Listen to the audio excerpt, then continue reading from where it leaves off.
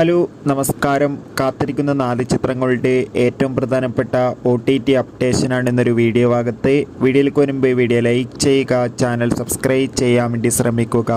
ആദ്യമായി അറിയിക്കാൻ പോകുന്നത് അൽതാഫ് സലീം, അനാർക്കലി എന്നൊക്കെ പ്രധാന കഥാപാത്രങ്ങളായെത്തിയ ചിത്രമായിരുന്നു മന്ദാകിനി. ചിത്രം ഇരുന്ന ജൂലൈ മാസം 12-ാം തീയതി Amazon Prime videos, Manorama Max, Simply South തുടങ്ങിയ OTT പ്ലാറ്റ്ഫോമിലൂടെ OTT റിലീസ് ചെയ്യുമെന്ന് കൺഫേം ആക്കി. എന്തായാലും ചിത്രത്തിൻ്റെ OTT റിലീസിനായി നമുക്ക് കാത്തിരിക്കാം. ദിലീപ്, ജോണി ആൻ്റണി, ധർമ്മജൻ എന്നൊക്കെ പ്രധാന കഥാപാത്രങ്ങളായ ചിത്രമായിരുന്നു പവി കെയർ ടേക്കർ.